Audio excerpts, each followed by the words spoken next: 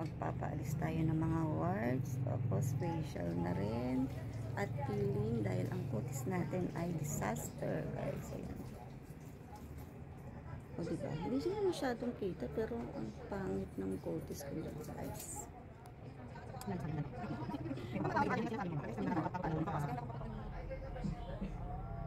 So mag-facial muna tayo.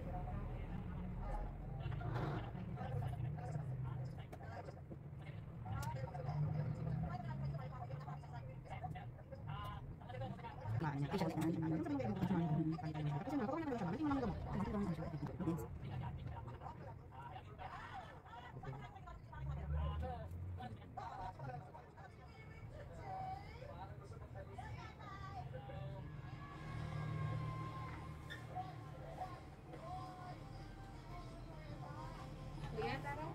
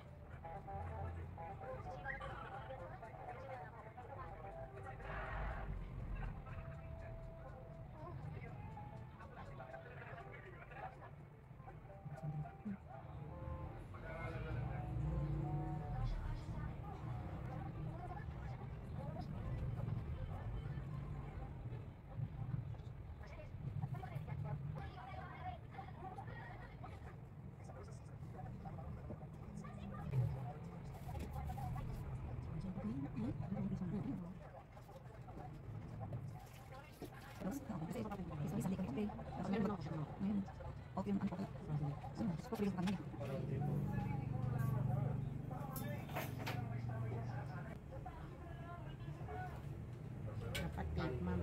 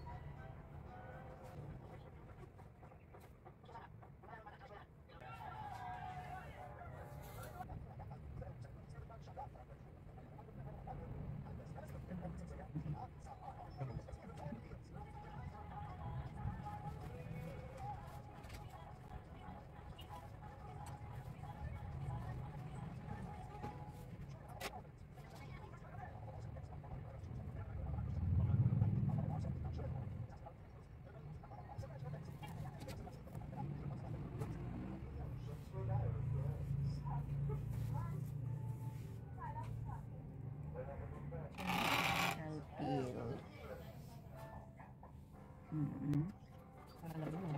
Let's game, guys. Okay na, isa pa natin.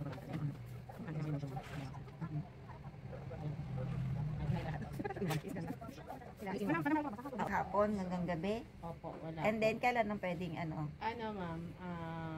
Tuesday, Wednesday, Thursday. Talaga na. Taste ganda dan.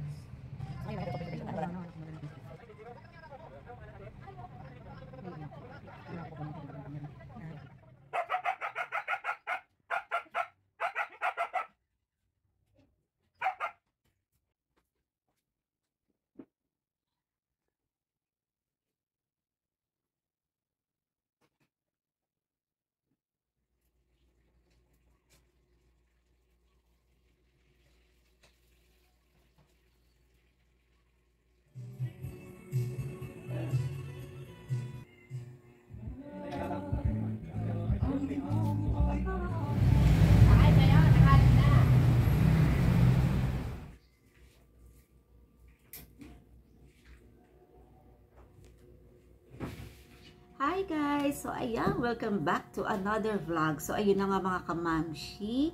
Ayan, nag-upload ako ng video kasi gusto ko i-share sa inyo yung pagtanggal ng mga warts ko dito sa aking kakutisan. So from day 1 hanggang day 7. At ito na nga, ayan.